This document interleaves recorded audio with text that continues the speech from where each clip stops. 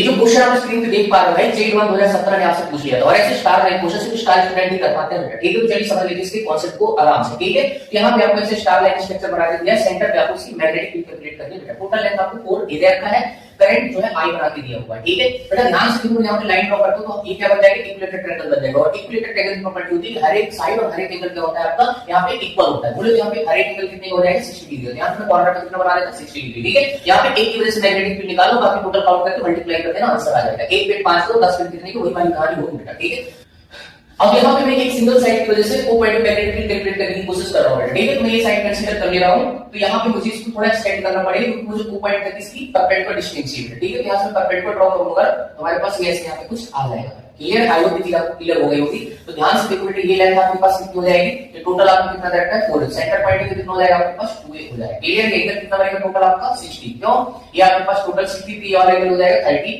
ठीक है, 90 तो आपके पास कितना बचेगा, 60 बचेगा। ठीक है, आप यहाँ पे एक पॉइंट भी आगे आप ड्रॉ कर सकते हो यहाँ पे डिस्टेंस। ठीक है, तो हमारे पास ये हो जाएगा कि टोटल एंगल आपको 60 रहता है, ऊपर वाला एंगल कितना हो जाएगा आपका 30 डिग्री। क्लियर, एक्चुअली ये इनसफिशिएंट लेंथ हुआ है। ठीक है, इसकी वजह से यहाँ पे फार्मूला जो यूज करेंगे that is equal to p equal to v naught i divided by 4 pi.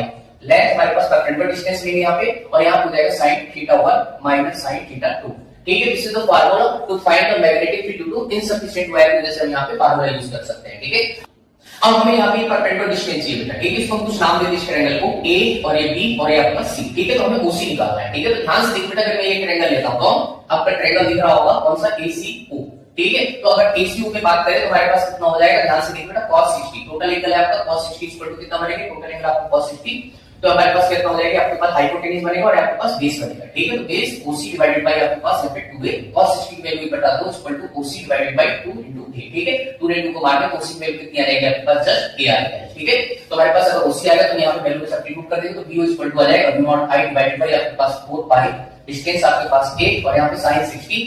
Clear है, माइनस क्या हो जाएगा आपका sin 30। ठीक है, वैल्यू सब्स्टिट्यूट करें तो b इक्वल टू आ जाएगा v naught i divided by 4 pi a, यहाँ पे कितना हो जाएगा √3/2 माइनस कितना हो जाएगा 1/4।